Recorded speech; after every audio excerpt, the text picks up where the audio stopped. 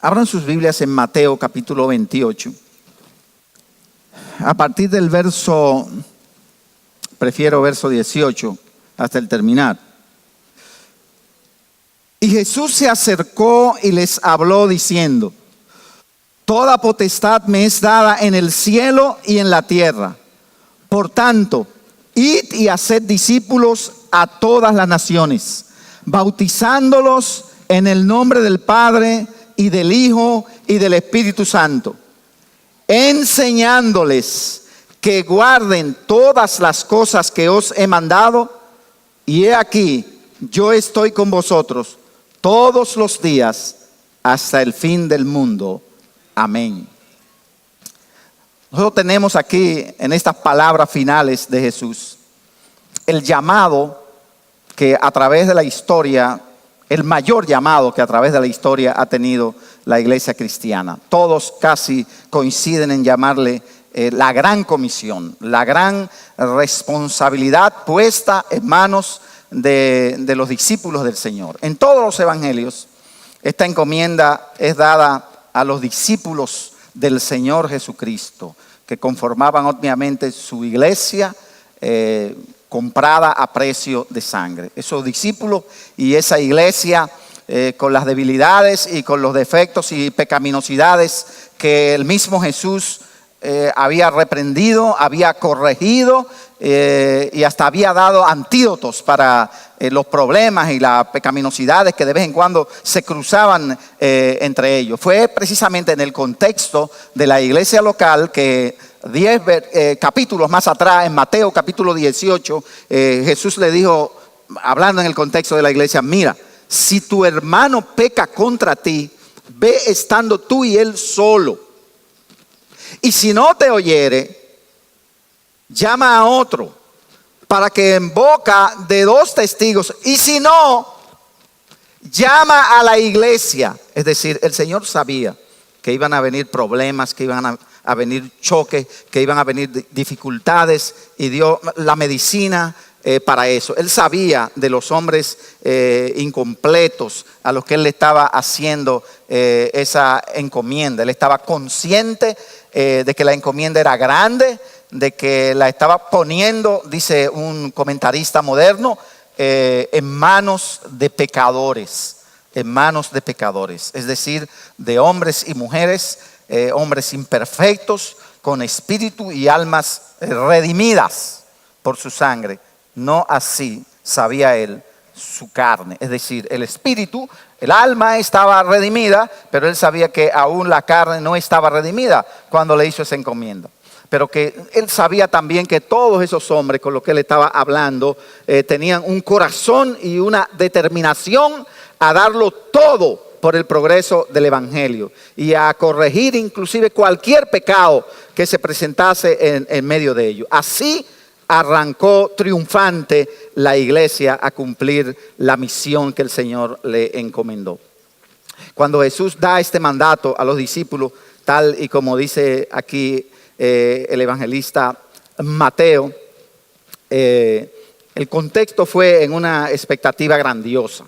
Ellos se fueron, dice, al monte de los olivos en obediencia a lo que el Señor les había ordenado. Aunque algunos, dice el mismo Mateo, dudaban. Y Jesús se le aparece y se les acerca, es decir, no les habla de lejos, sino que se les acerca y se dirige a ellos. Y muchos de ellos allí despejaron todas las dudas que tenían acerca de su resurrección, que Jesús quitó con su presencia toda perplejidad y les dio de nuevo la fuente de autoridad que emanaba de él. Le dijo: toda potestad me es dada en el cielo y en la tierra. Y así los envía entonces a ser discípulos con los detalles que se describen en el mismo pasaje. En la voluntad del Señor vamos a seguir trabajando con el contexto de estos detalles de la encomienda en los domingos sucesivos. El libro de los Hechos, un libro enormemente fascinante, nos relata con cuánto entusiasmo y con cuánto sacrificio los discípulos obedecieron este mandato. Cuando el Espíritu Santo inauguró la iglesia y le dio poder a sus discípulos, como se lo había prometido, esa gente se transformaron en convincentes predicadores, aunque no totalmente, ni teológicamente, ni en cuanto a su educación normativa estaban preparados, pero con el poder del Espíritu Santo se convirtieron en predicadores, en evangelizadores, y el sacrificio llegó aún al martirio de algunos de ellos. Mientras algunos daban su vida por la nueva iglesia, la iglesia crecía, la iglesia se desarrollaba con éxito. Dios los estaba respaldando, el poder del Espíritu Santo que le había prometido estaba ahí. Dios se glorificó grandemente en medio de grandes oposiciones inclusive. Así es el Señor.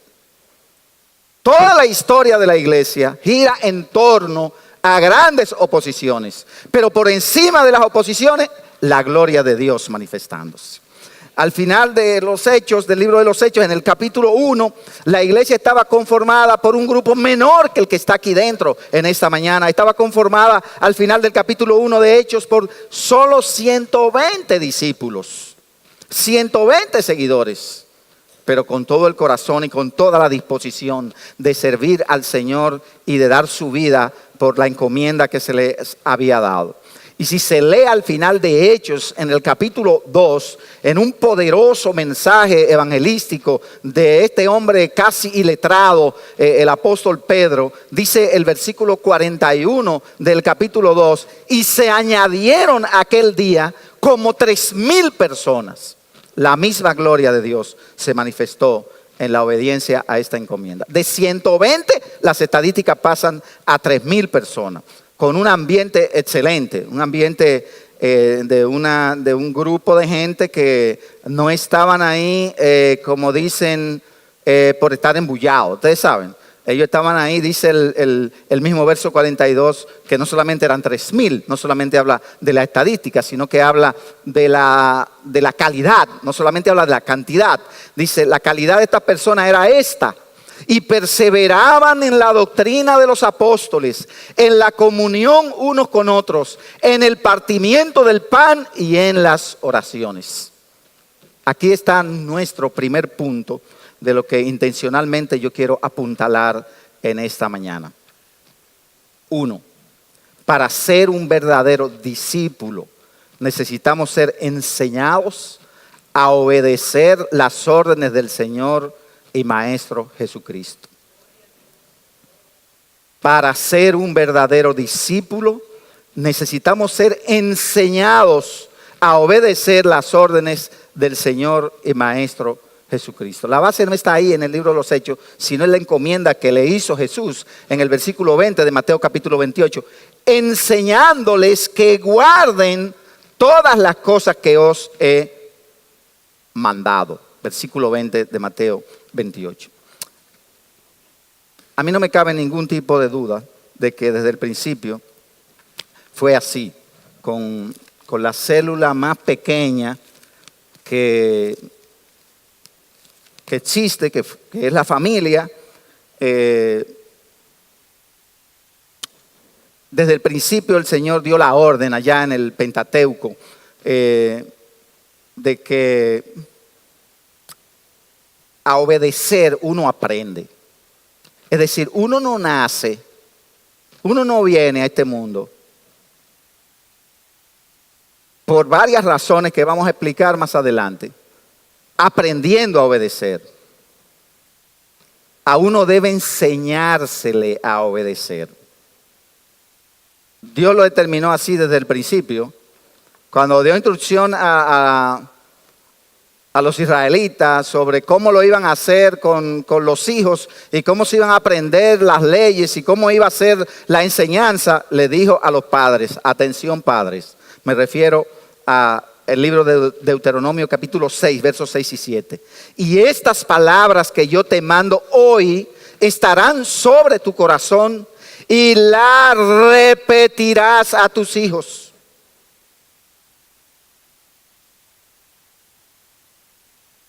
¿Están oyendo, padres? Y estas palabras que yo te mando hoy estarán sobre tu corazón. y la repetirás a tus hijos. Y hablarás de ellas estando en tu casa y andando por el camino y al acostarte y cuando te levantes. Algunos señalan que el verdadero discipulado, refiriéndose al discipulado de los niños, de los adolescentes y de los jóvenes, no se centra en los mensajes del pastor, ni en las enseñanzas que se dan en una escuela teológica, ni en que enviemos a nuestros hijos a ser marcados en cualquier institución, sino que se centra en el hogar y no en la iglesia, en la enseñanza de los padres y no en la enseñanza del pastor. La iglesia obviamente tiene un rol. Por eso nosotros como iglesia tenemos una escuela de instrucción para niños los sábados. Se le llama el Club Oanza. Por eso dedicamos recursos los domingos también para la escuela dominical. Pero hermanos, padres creyentes, no deleguen la responsabilidad del discipulado de sus hijos a nadie. El discipulado principal de los hijos está en el hogar, en lo que le repetimos de la palabra del Señor. En todo momento, es lo que dice aquí en Deuteronomio desde el principio, en todo momento, lo que puede tener poder para enseñar las órdenes de Dios es su santa y bendita palabra. De mañana, de tarde y de noche. Una dosis alta de calidad de la enseñanza, tan alta que todavía no hay documento ni libro de enseñanza que pueda superarla. La dosis más alta de calidad para la enseñanza está aquí en la santa y bendita palabra de Dios. Repetir es lo que dice Deuteronomio. Repetir y repetir para que aprendan a obedecer. Repetir a tiempo. Y algo más. Modelar. Nos pondrán a tono en el hogar. Pero también en cualquier ámbito del discipulado, la repetición para enseñar a obedecer, la repetición y el modelaje. Vamos a volver al tema del discípulo obediente. En la antigüedad, en Grecia, un discípulo era lo que se llamaba en ese lenguaje un matete. Era un alumno cualquiera, común y corriente. Pero cuando Jesús está hablando de discípulo en el contexto hebreo, la palabra que él utiliza es la palabra dalmit y el plural dalmitín. Porque esta gente se mudaban con los maestros. Oportunamente eso fue lo que ocurrió con los discípulos del Señor. Continuamente ellos escuchaban la enseñanza que le daba Jesús. Y el objetivo de Jesús era claro. Ellos querían que ellos fueran tal y como Él. Por eso le dijo, entre otras cosas, aprended de mí que soy manso y humilde de corazón. Y el Señor no ha abandonado esa tarea. Él sigue trabajando con su Santo Espíritu y su palabra. Y dice la Escritura que Él quiere que todos nosotros, todos los creyentes, lleguemos a su estatura. Dice, a la estatura de la plenitud de Cristo. Pero dice, hasta que todos lleguemos a esa estatura. Es muy necesario que nosotros escuchemos muy a menudo, más de lo que nosotros nos imaginamos, aunque nos moleste que escuchemos, que se nos repitan las cosas correctas una y otra vez hasta que aceptemos y hasta que obedezcamos. Además de enseñar y de repetir, recordemos padres y recuerden líderes, lo modelado y lo enseñado no puede tener contradicción. Un papá no puede dar duro en la mesa. Aquí se respeta a esta mujer. Y luego con los hechos, delante de los muchachos, él le falta el respeto. Aquí no se habla duro. Y cuando ese hombre llega hay que mandarlo a callar porque da vergüenza, la boca. Aquí no se dice mala palabra. Pero el papá o la mamá de vez en cuando la dicen. O sea, nuestro discurso no puede entrar en contradicción con nuestra práctica porque eso no enseña nada. Eso es muy dañino. Cristo dijo que en el discipulado se enseñan todas las cosas que os he mandado. Es decir, Él se estaba poniendo como modelo, como ejemplo. La obediencia, retomando, es vital. La desobediencia de Adán fue lo que trajo la peor de las catástrofes de la humanidad. Toda la raza humana quedó totalmente infectada hasta el día de hoy. Desde la desobediencia de Adán, ningún ser humano ha podido cumplir con la obediencia absoluta a Dios. Ninguno. Millones y millones de seres humanos manchados solo por la desobediencia de Adán. Cristo y solo Cristo vino a poner la obediencia en su lugar perfecto y en su lugar justo. Adán metió en lodo eterno a la humanidad por su desobediencia. Y dice en Romanos capítulo 5 que Cristo vino a restablecer la obediencia al lugar que tenía antes de la caída de Adán en el Edén. Romanos capítulo 5, verso 19 dice, porque así como la desobediencia de un hombre afectó a muchos y fueron constituidos pecadores, así también por la obediencia de uno, Cristo, los muchos serán constituidos justos. Cristo vino a poner la obediencia en su justo lugar. La desobediencia de Adán fue por lo mismo que nosotros hoy todavía seguimos desobedeciendo. Cuando lo hacemos como en una especie de grito de autonomía. La criatura no acepta, no tolera el tener que someterse. A casi nadie le gusta someterse a reglas. A partir de la caída de Adán, el hombre se revela, se manifiesta con que lo primero que hace es que no. No importa lo que le estén dando. Usted con un muchachito recién nacido y una de las primeras cosas que el niño aprende a decir es que no. Y obviamente seguimos con lo mismo. Después de adultos es peor. Confundimos y a veces planteamos las cosas y decimos, es más, yo soy así. Yo soy así. Y eso es para justificar la desobediencia. Es como yo no soy como los otros, yo no soy como los demás. Yo soy original. Es verdad que Dios nos hizo a nosotros idénticos uno a otro, pero la palabra de Dios es la que nos manda a nosotros a someternos para que no hagamos lo que Adán y otros no han sabido hacer. No existe una cosa más provechosa para todos nosotros que aprender lo que es el sometimiento. Eso es para usted, pero eso también es para mí, para todos. Esa desobediencia y esa falta de sometimiento que contribuyó a deshacer el legado de Adán. Miren, la sumisión es para ayudar a nuestra rebeldía pecaminosa.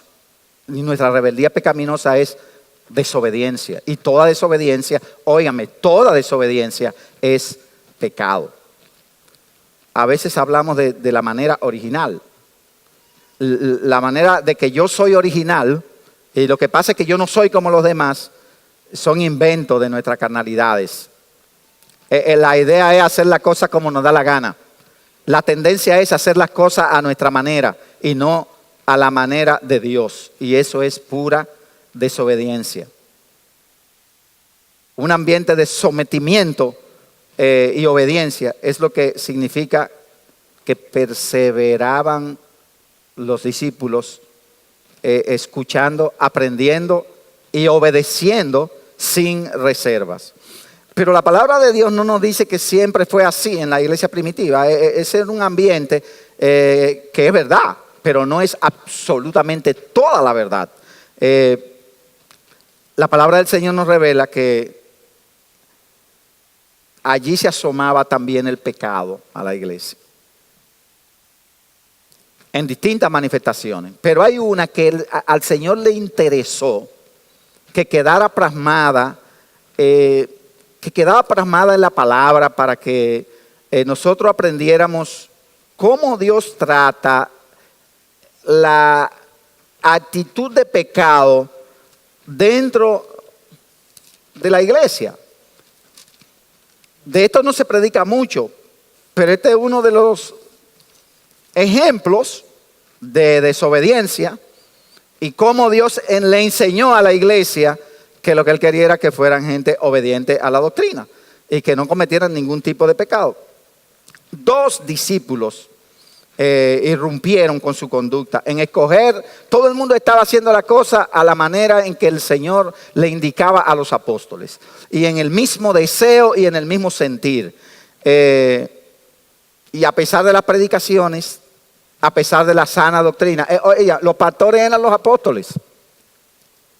Era puro mensaje dado de parte del Señor, una época de inauguración de la entrada del Espíritu Santo. A pesar de esos mensajes y de los buenos ejemplos, 2 esposos escogieron cómo ellos lo iban a hacer. O sea, todo el mundo lo está haciendo de esta manera, pero ellos escogieron cómo ellos lo iban a hacer, porque eran 2 originales. Se estaba dando ejemplo, había un espíritu de desprendimiento en la iglesia y el liderazgo había enseñado lo mismo. Y estaba todo esto trayendo bendición a la iglesia, pero ellos inventaron obediencia a su manera. Y hubo que detenerse por un momentito. La iglesia tuvo que, es como si hiciera una pausa en el rodaje de una película. Tuvo que detenerse a hacer correcciones dentro de la iglesia. Escuchen quiénes fueron y qué fue lo que hicieron. Porque lo que ellos hicieron fue hacer las cosas a su manera.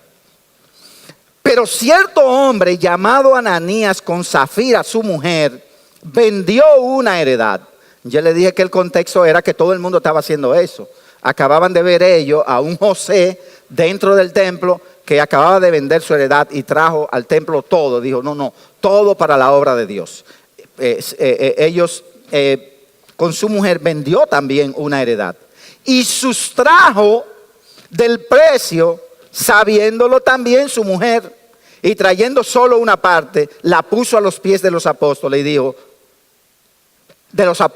y dijo Pedro, Ananías, ¿por qué llenó Satanás tu corazón para que mintieses al Espíritu Santo y sustrajeses del precio de la heredad, reteniéndola?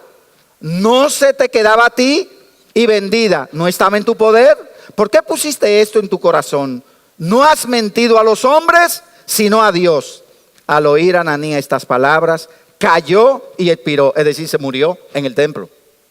Y vino un gran temor sobre todos los que lo oyeron. Y levantándose los jóvenes, lo envolvieron y sacándose lo sepultaron. Pasando un lapso como de 3 horas, sucedió que entró su mujer, no sabiendo lo que había acontecido. Entonces Pedro le dijo, dime, ¿vendiste en tanto la heredad? Y ella dijo, sí, en tanto. Y Pedro le dijo, ¿por qué conviniste en tentar al Espíritu del Señor?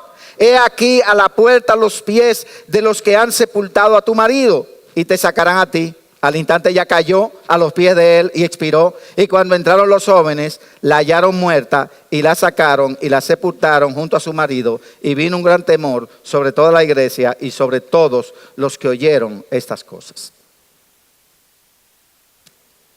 La iglesia en un gran movimiento, en una gran dinámica del Espíritu Santo. Ocurre un peligro, se detiene la iglesia, disciplina, el Señor respalda la iglesia y da la lección.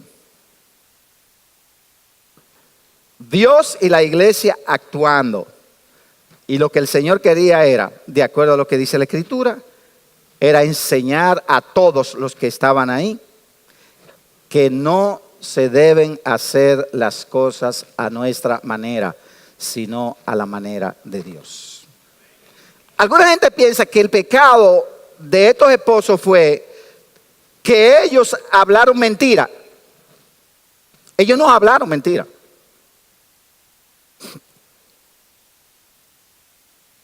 Ese no fue el pecado central de ellos. Algunos piensan que el problema está en que ellos robaron. Ese no fue el pecado central de ellos. El pecado principal de ellos dos fue un pecado que yo no estoy seguro. Ustedes saben, yo no tengo la seguridad de que no están metidos en la iglesia hoy. El pecado principal de ellos fue la hipocresía. La vida de desobediencia que ellos llevaban era una vida de hipocresía. Obviamente, ese hecho fue el reflejo de muchas cosas más que posiblemente había en la vida de ellos dos. Y permítame, hermanos, unos minutos para yo tratar de ser honesto con ustedes. He pedido que esta predicación de esta mañana ni siquiera se transmita por la radio. Permítame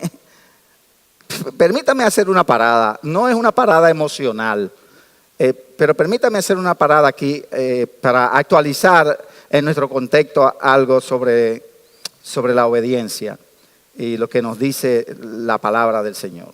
Déjenme manifestarle a ustedes mi percepción acerca de lo que vivimos hoy en torno a la obediencia. Y yo estoy hablando con mi iglesia, yo no estoy hablando con otra iglesia, y estoy hablando con el que tenga oídos para oír, que oiga.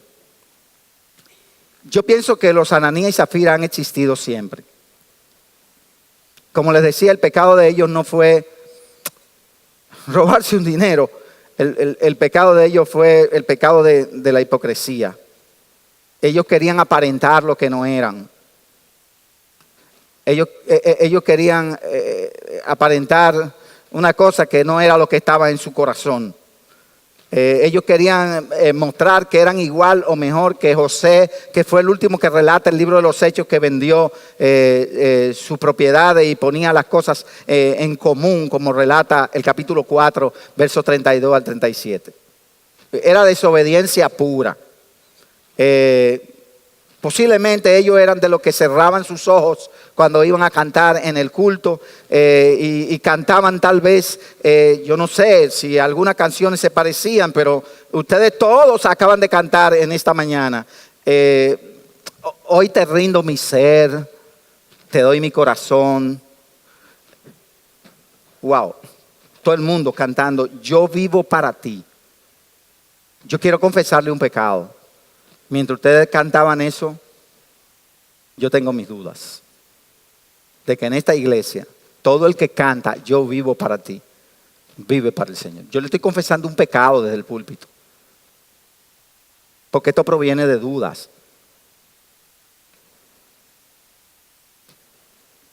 Muy a menudo yo tengo lo que los oftalmólogos llaman estrabismo. Muy a menudo yo estoy visco en la iglesia. O sea, yo tengo como una bipolaridad o un estrabismo en donde yo siento como que yo veo dos iglesias. Y honestamente yo no sé cómo en determinados momentos qué pensar. Si yo estoy viendo una iglesia, si es una iglesia que yo estoy mirando en mi carnalidad o en mis exigencias, o es que realmente es así. Yo no creo que hay mucha gente en la iglesia que vive para el Señor. Cuando me pongo a buscar en la Biblia, veo que Jesús tuvo como el mismo sentimiento. Y que en una ocasión estaba ante un pueblo que estaba adorándole y le dijo, este pueblo de labios me honra, pero su corazón está lejos de mí. Parece que muy a menudo los pastores tenemos esta especie de bipolaridad. Estamos como bico, como viendo dos iglesias. Como que luchamos con dos tipos de pueblo. Casi a veces los pastores llegamos a agotarnos en las noches pensando, pero ¿y cuánto tiempo yo me voy a pasar con la misma persona, bregando con el mismo problema, con la misma desobediencia? Algunos dicen, son dominicanidades.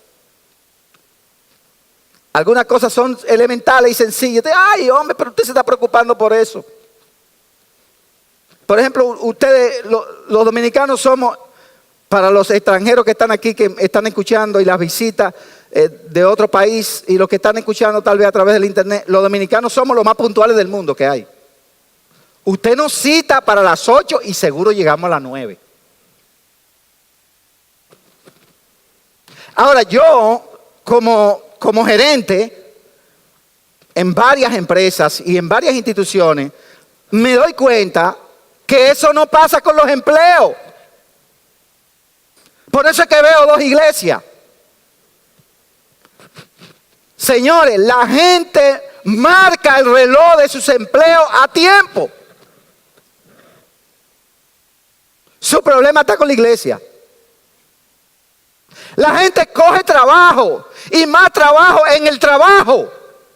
Hay mucha gente trabajólica. Y si le dan más trabajo en el trabajo, cogen más trabajo.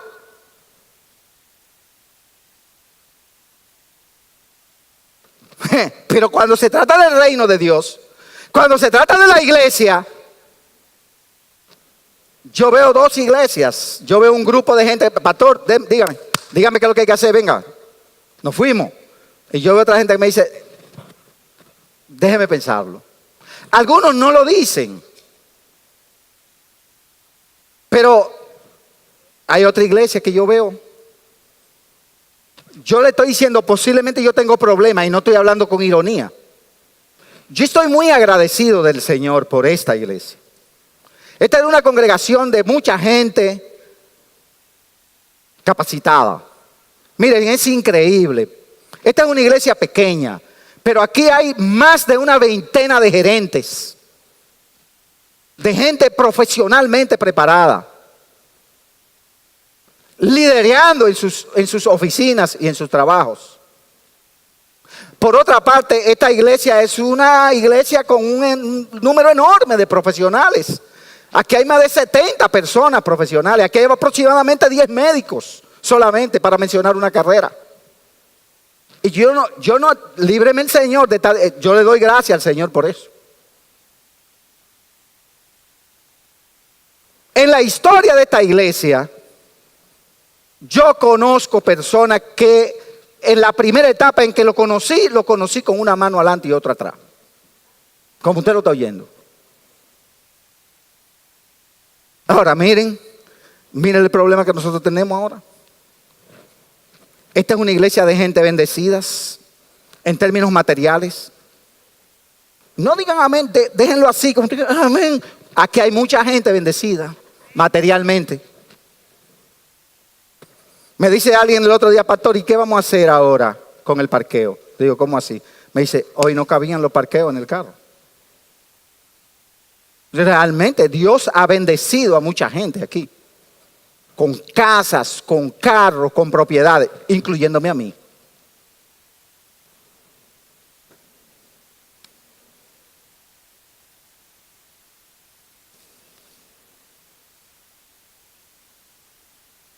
Pero en mi bipolaridad, yo veo mucha de esa gente bendecida por el Señor, no todos.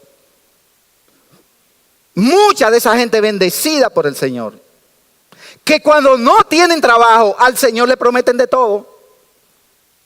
Señor, no te voy a dar el 10, yo te doy hasta el 20. Y después, ¿sabe lo que le dan al Señor? La ñapa. Algunos de ustedes no saben lo que es la ñapa. Mire, yo compraba en el colmado todos los días. Pero el sábado, después que yo hacía la compra, yo le decía al pulpero, dame mi ñapa. Dame mi ñapa. ¿Qué yo voy a hacer con este muchacho?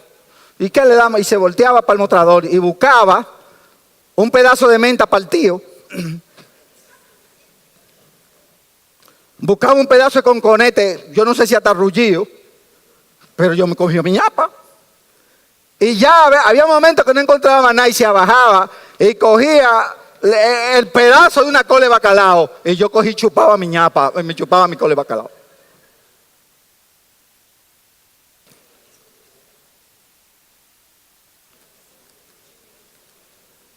Parménides, ¿tú nunca pediste ñapa? Parménides pidió ñapa también. Aquí hay mucha gente que puede levantar la mano porque pedía ñapa. Ay. Hermano, la ñapa, lo que me daban de ñapa era lo que no servía. Lo que me daban de ñapa no guardaba relación con la compra que le hacíamos, con los beneficios que yo le daba. ¿Cómo es posible que digamos que estamos en obediencia al Señor cuando de la vida misma lo que le estamos dando es la ñapa?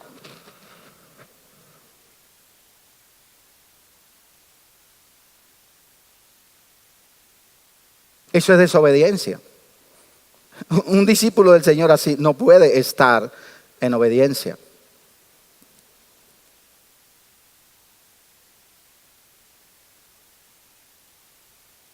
Eso es pecado deliberado. O sea, deliberado, o sea, porque hay una fórmula que yo no sé quién no la dio. Ahorita vamos a hablar de eso, donde uno es que determina lo que es pecado. Eso es desobediencia. Y el Señor tiene palabras para la desobediencia. El Señor es claro, el Señor no deja eso así como cosa perdida. Y la impresión que tengo es que ese es un problema de flojera espiritual en grandes proporciones. Lo que sucede es que la gente piensa que los pastores saben lo que la gente está pensando. No, lo que tenemos son percepciones. Uno de los pastores más admirados por mí murió hace unos años, el doctor Adrian Roger. Y él decía lo siguiente, también en su bipolaridad, mirando una iglesia enorme de grandes cantidades de personas. La vista se le iba a uno mirando a Adrian Roger predicar en un estadio. Tenía que reunirse. Sin embargo, él dijo esto en sus últimos años. La maldición de este siglo es que tenemos muchas iglesias llenas de paganos bautizados. Iglesias llenas de gente vacía. Personas que en realidad nunca han sido salvas. Tienen cultura, pero no tienen el Calvario. Tienen rituales, pero no tienen realidades. Tienen forma, pero no tienen fuerza. Tienen religión, pero carecen de rectitud. Cuando lo leí, me di cuenta que no estaba solo. Pero me fui al... ¿Qué es lo que dice el Señor acerca de esto? O sea, ¿qué va a pasar con la gente que vive una vida de desobediencia por años? Hebreos capítulo 10, verso 26 al 31. El Señor hace la sentencia ahí bien clara. Dice, porque si pecaremos voluntariamente, después de haber recibido el conocimiento de la verdad, eso se llama desobediencia, ya no queda más sacrificio por los pecados, sino una horrenda expectación de juicio y de hervor de fuego que ha de devorar a los adversarios. El que viola la ley de Moisés por el testimonio de 2 o 3 testigos muere irremisiblemente. ¿Cuánto mayor castigo pensáis que merecerá el que pisoteare al Hijo de Dios y tuviere por inmunda la sangre del pacto en la cual fue santificado e hiciere afrenta al Espíritu de gracia? Pues conocemos el que dijo, mía es la venganza, yo pago, dice el Señor. Y otra vez el Señor juzgará a su pueblo. Termina diciendo la cita que quiero mencionar. Horrenda cosa es caer en manos del Dios vivo. La desobediencia delante del Señor, dice aquí en el libro de Hebreos, tiene sus consecuencias. El verso 30 dice, el Señor juzgará a su pueblo. Lo segundo que quería decirles en esta mañana es que el Señor no ordenó el discipulado parcial. Mandó a que se instruyera para que se obedeciera todo, dice ahí, todo lo que Él había enseñado. Todo lo que yo le enseñé, enséñenlo ustedes también. Y una de las malas costumbres que tenemos es la de hacer nuestra propia lista de cosas que vamos a cumplir. Es decir, nosotros nos atrevemos a establecer lo que hacemos y lo que no hacemos, independientemente de la instrucción. Y miren, también es un dominicanismo. Es como con la receta, ustedes ven. He dicho varias veces, los médicos se atan de decirle a la gente, óigame, mire la receta. Cuando usted compra la medicina tiene una cosa que se llama posología. Además de la indicación de la receta que te dice tantas veces al día, la posología te indica, te repite otra vez lo mismo. ¿Y sabes lo que hacemos los dominicanos? Nosotros queremos tomarnos la medicina a la hora que queremos y cuando nosotros querramos. Y entonces por eso a veces los médicos se tornan, la medicina se torna una de las profesiones más odiosas porque muy a menudo tienen que reprender a los pacientes cuando no toman la medicina debidamente. Pero en la vida espiritual también nosotros sufrimos de que independientemente a la instrucción que recibamos, miren, no importa que sea yo, si yo salgo de aquí ahora diría, no, pero el pastor está incómodo, que venga mota, que no importa la instrucción que recibamos. Definimos nuestro marco de acción, establecemos, nos automedicamos y los evangélicos somos tremendos en esto. A veces yo lo veo publicando en el muro, cada vez que yo digo esto me saca a alguien del muro. Yo tengo todos los defectos. Oigan qué bonito esto. Oigan qué bíblico esto. Dice, yo tengo todos los defectos, pero yo no traiciono. Yo estoy cuando me necesitan. Yo soy sincero. Digo lo que siento. Y no hago daño a nadie. ¿Ya? En ese cuadrito, ahí está su marco de obediencia al Señor. Es decir, vivimos un evangelio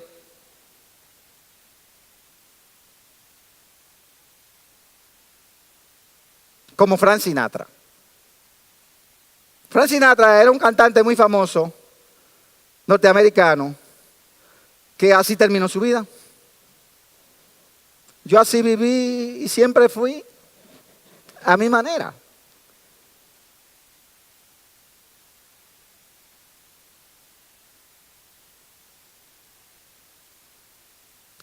¿Quién le autorizó a usted a vivir a su manera? Usted es un hijo de Dios, usted es un creyente. ¿Y quién le dijo a usted que usted tiene manera de vivir? Que usted es el que traza las pautas. Para la iglesia del Señor y para sus hijos, el Señor traza las pautas. El Señor dice por dónde debemos andar. Por eso, yo no sé si era un temor a que los apóstoles inventaran algo, pero miren lo de la gran comisión. Enseñándole que guarden todas las cosas que os he mandado.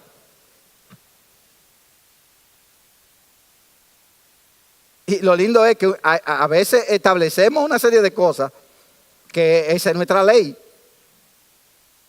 Y lo lindo es, miramos a todos los que no hacen igual que nosotros. Porque tú ves, mira aquella, mira aquel. Ese no es igual que yo. Y lo lindo es que el otro está haciendo lo mismo. El otro también te está mirando a ti y está diciendo, pero yo no hago esto como tú lo haces. O yo no hago como aquel lo hace. Unos condenan a otros y los juzgan y otros a otros.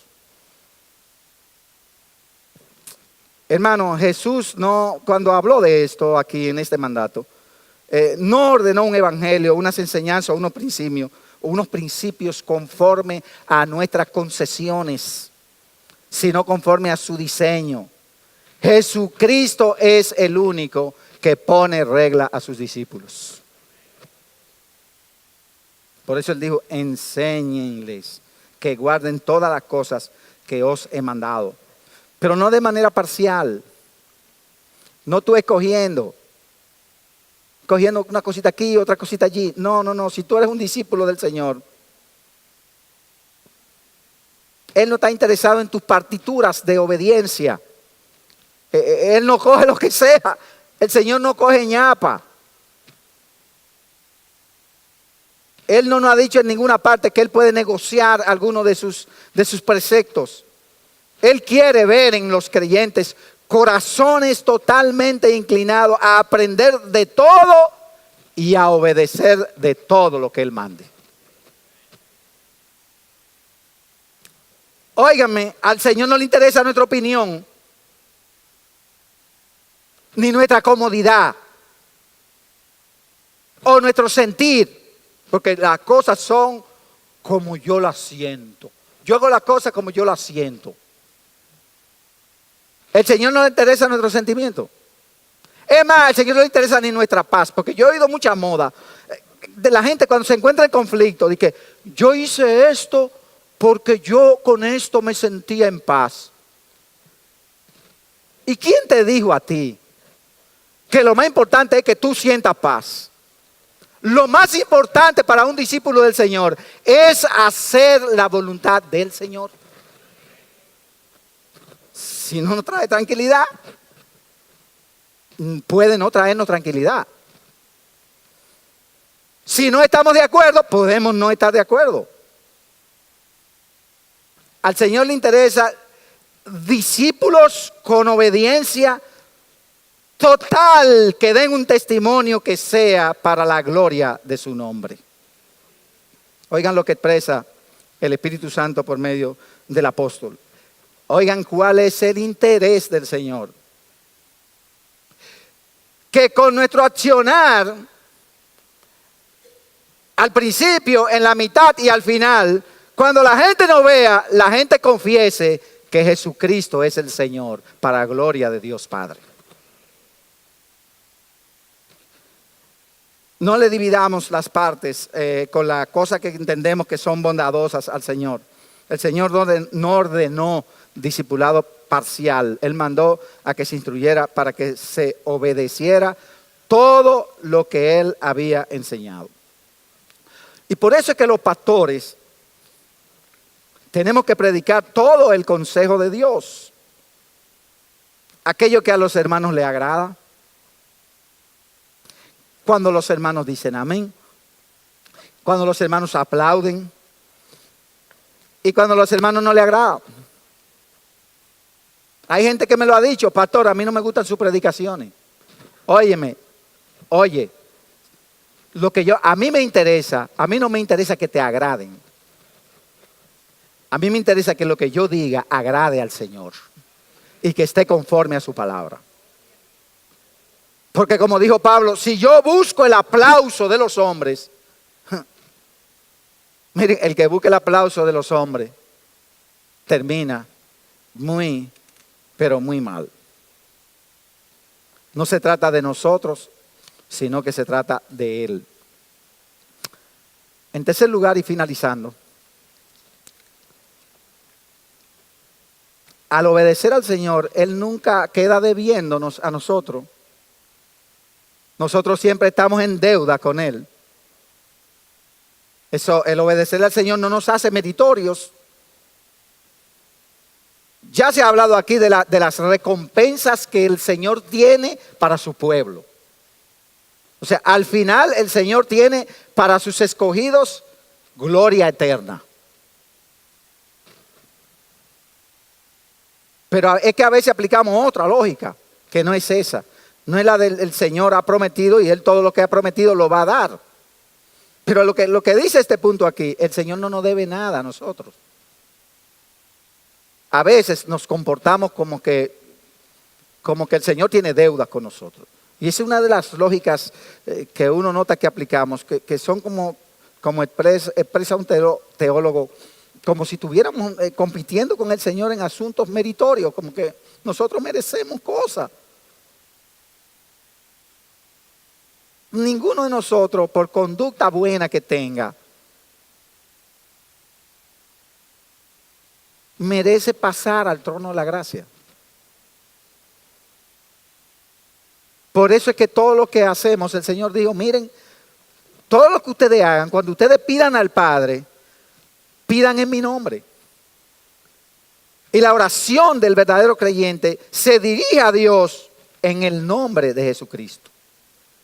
Porque fue Jesucristo el único que obedeció al Señor, al Padre, que no pecó y nos dejó a nosotros con todo adelantado, dio satisfacción a Dios con su obra en la cruz, para que tú y yo podamos entrar al trono de la gracia. Nadie más.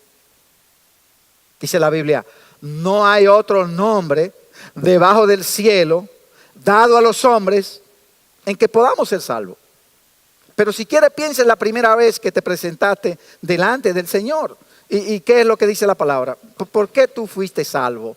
Dice en Efesios capítulo 2, porque por gracia sois salvos, por medio de la fe, y esto no es de vosotros, no por obras, para que nadie se gloríe. Nosotros nos presentamos delante de Dios solamente por los méritos de Jesucristo, por su vida sin pecado, por su muerte como cordero inmolado, por su resurrección, por esas tres cosas, su vida, su muerte y su resurrección. Esas tres cosas eran necesarias para que nosotros nos pudiéramos presentar ante Él y para que un día Cristo nos presente como parte de su iglesia gloriosa, sin manchas ni arrugas. Pero solamente Cristo puede hacer eso. Pero alguien nos ha engañado y nos ha dicho en ocasiones que nosotros tenemos méritos acumulados como para ir y reclamarle al Señor. Y una pastora en esta semana se hizo muy famosa en las redes porque ella hizo algo más. Ella se paró ante una multitud. La pastora de Maldonado se paró ante una multitud y dijo, ahora le doy una orden al Señor y una orden al Espíritu Santo.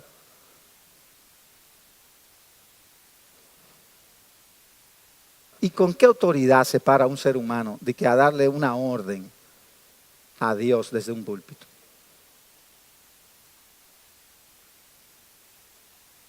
El Señor mismo dijo, cuando nosotros hayamos hecho todo lo que hayamos hecho, y nos presentemos ante Él, Él nos va a dar un diploma. Cuando usted vaya donde Él le presente, mira, todo lo que he hecho, todo esto lo he hecho por tu obra, todo esto lo he hecho, ¿sabe cuál va a ser el doctorado que nos van a dar? El título que nos van a dar, dijo el Señor Jesús, siervos inútiles. Porque lo que teníamos que hacer, hicimos. Él no nos amó a nosotros por nuestros méritos. Él nos amó porque Él lo decidió.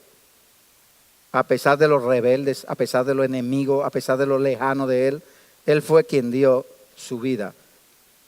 Obedientemente, espontáneamente por nosotros. La obediencia al Señor posiblemente nos pone en una posición solo más cómoda de recibir de Él todo de gracia. Porque todo lo que recibimos del Señor lo recibimos por gracia y no por merecimiento. Por eso el apóstol Pablo terminó diciendo, yo soy lo que soy por la gracia de Dios. Yo me preguntaba, si luego de yo escuchar un mensaje así, ¿qué yo hago con mis desobediencias? Si es que las reconozco, si es que las tengo. Si es que existen áreas en mi vida en que realmente yo no soy un discípulo o una discípula que realmente se me puede poner de ejemplo por varias cosas que yo reconozco. Porque mientras los pastores predican, porque a mí me pasa cuando yo estoy ahí sentado.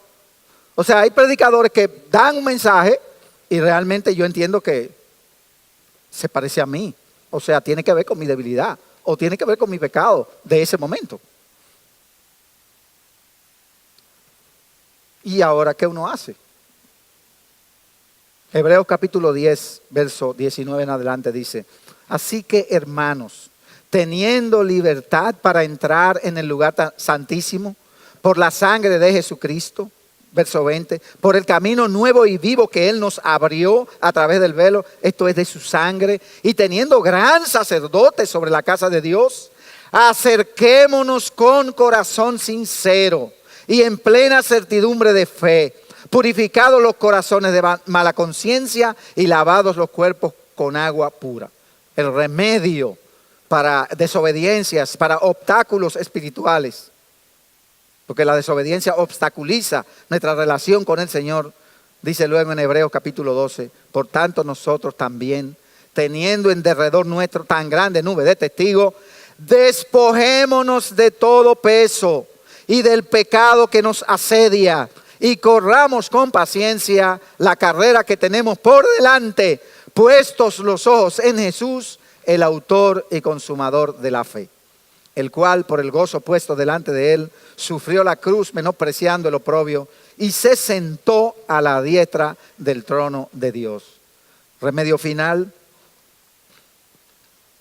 Primera Juan capítulo 1 verso 9 dice, si confesamos nuestros pecados, Él es fiel y justo para perdonar nuestros pecados y limpiarnos de toda maldad.